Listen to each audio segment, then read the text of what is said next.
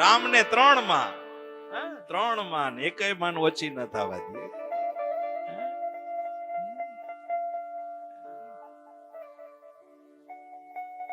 કઈ જયારે 14 વર્ષ પૂરા કરીને ભગવાન આવ્યા ને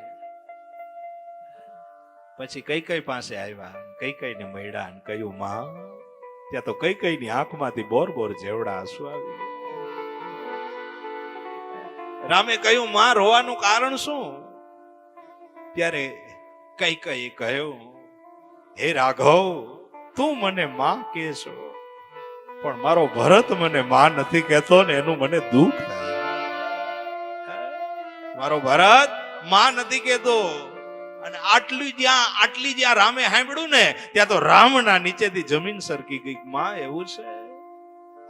મારા ખાતર તારું સંતાન તને માં નો કે? ત્યાં તો સીધા જ રામ ભરત પાસે ગયા. ભરત પાસે જઈ અને કહ્યું, ભરતજી જોયું ત્યાં તો રામના ચહેરાની દશા બદલાણી હતી. ભરતને ખબર પડી કે કંઈક થયું છે. ભરતજીએ કહ્યું, પ્રભુ શું થયું? ત્યારે રામે કહ્યું, ભરત, મેં તારી પાસે કઈ માંગ્યું નથી, પણ આજ હું માગવા આવ્યો છું. ઓહો, મારો મોટો ભાઈ મારી પાસે માગે? અયોધ્યાનો રાજા મારી પાસે માગે? હા ભરત, આજ તારી જરૂર પડી છે.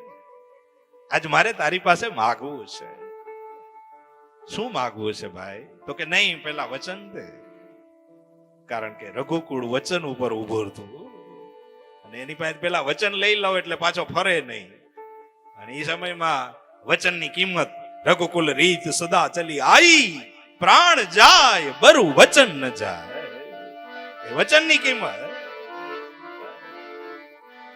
વચન લઈ લો. રામે કહ્યું, ભરત વચન આય પછી જ કહું.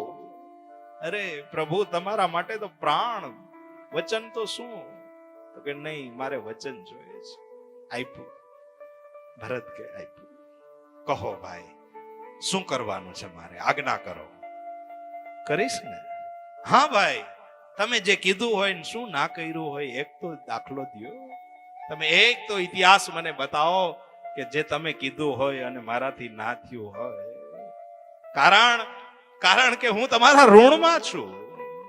નાનપણથી લઈ અને ત્યાર સુધી મને એક પ્રસંગો યાદ છે કે નાનપણમાં જ્યારે આપણે રમતા હોઈએ અને રામ તમે જ્યારે જીતતા હોય અને તમે મારા ચહેરા ઉપર જોવો ને તો તમે રમતમાં હારી જતા હતા. કારણ કે મારો ભરત જીતે ને એ મારા માટે શ્રેષ્ઠ છે. અને એટલું જ નહીં, રામ આખા નગરમાં દોડીને કહેતા હતા કે મારો ભરત મારાથી રમતમાં શ્રેષ્ઠ છે, ઈ જીતી ગયો. આવું તમે બધાઈને કહેતા હતા. શું નથી આપ્યું પ્રભુ તમે? આજ હું એક વચન નો આપી શકું? ત્યારે રામે કહ્યું કે હે ભરત, બીજું કાંઈ નહીં, બધું ભૂલી જાજે, પણ તું એક વાર કઈને માં કહીને બોલાવીશ ને તોય હું રાજી થઈ જાય. એક વાર કઈ, જનની કેરું જોર રાઘવ ને તું રે સદા, એથી માને ન કીધી મોર કઈરો પિતા.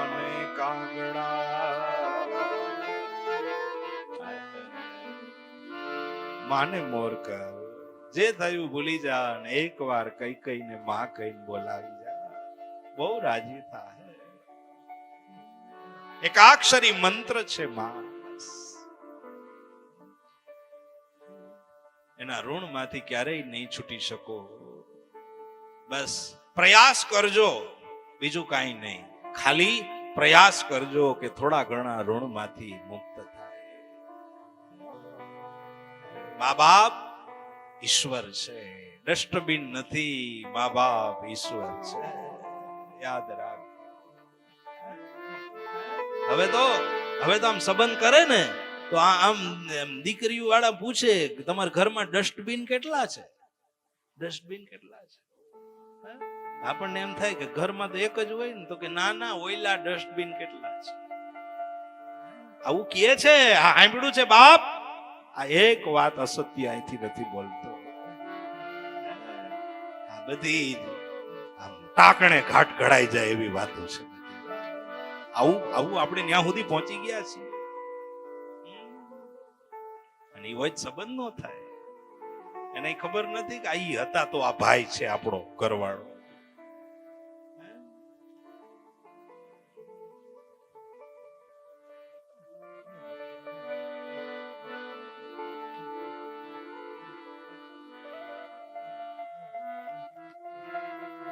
લાંછન લાગે બોલો એને એને એને આમાં મંદિરથી એમ થાય કે આ તો બધું આવા બધાને ક્યાં અહીંયા હાચવીને રાખશું. આપણા આવા મોટા બંગલાની અંદર આવા ઘરડા માણસો શું કાંઈ અહીં કામ છે એનું.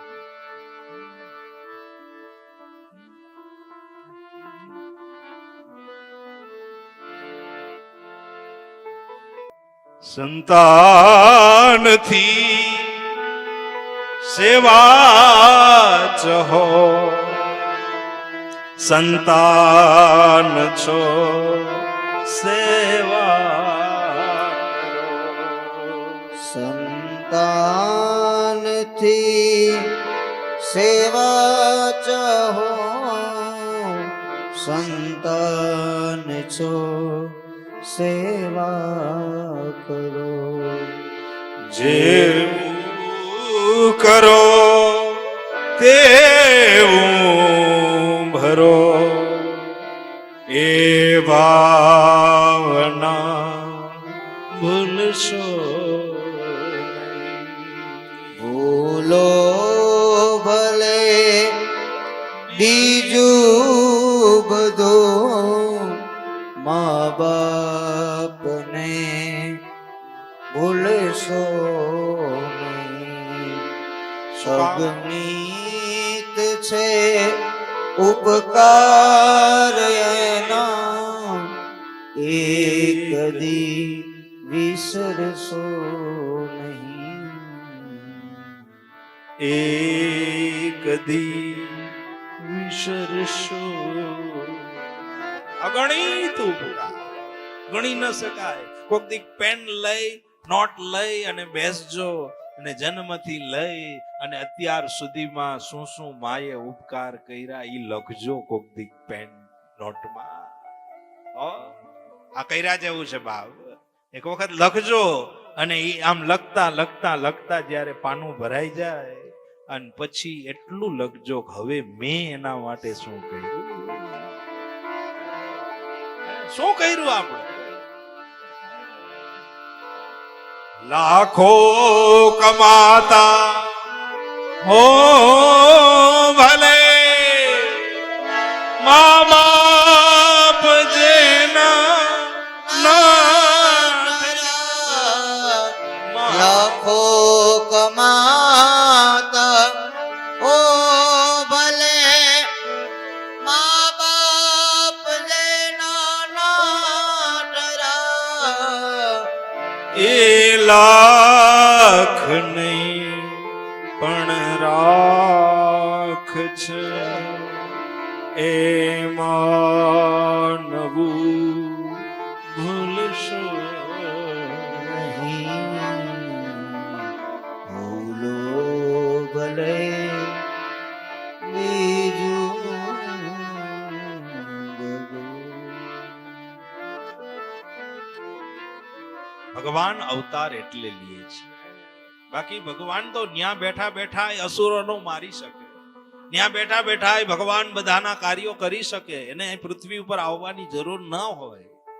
એ બધું જ ત્યાંથી બધું જ સંચાલન કરી શકે છે.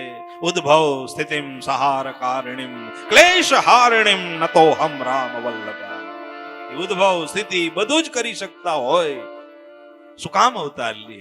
બસ એમ કહી શકે કે મારે માં છે, મારે બાપ છે એવું કહી શકે ને એટલે પ્રભુ અવતાર લે છે. ભગવાનનો અવતાર એટલા માટે.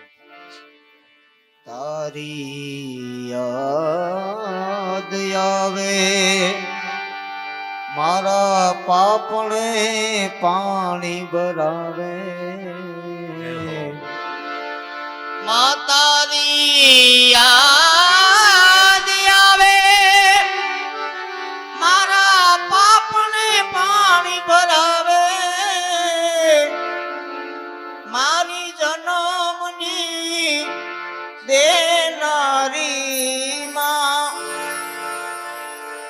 મને તારી યાદ બહુ આવે મારી જન્મની મને મારી માતાની યાદ આવે. માં જ.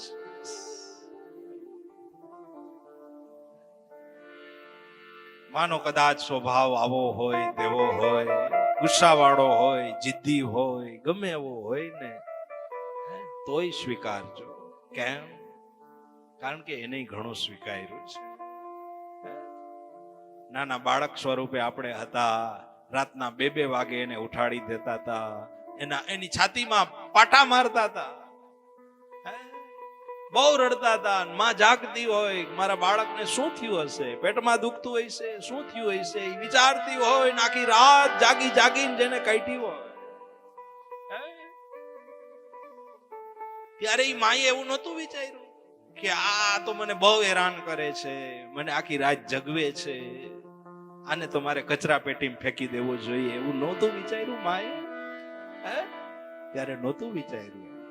અને કદાચ સંજોગો બદલાઈ જાય, આપણે મોટા થઈ જાય, એ માં વૃદ્ધ થઈ જાય, અને વૃદ્ધ છે ને એ બાળક સ્વરૂપ છે. જેમ આપણે નાના બાળક બનીને એને હેરાન કરતા હતા ને, એમ વૃદ્ધ થઈ અને આપણને હેરાન કરે તો એનો હરખ શોક નો રાખતા બાપ, ઈ માં છે.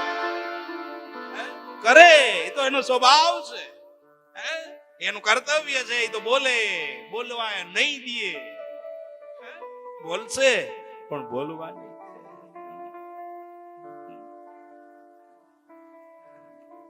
આપણી ફરજ છે. બસ વૃદ્ધાશ્રમો વધી ગયા,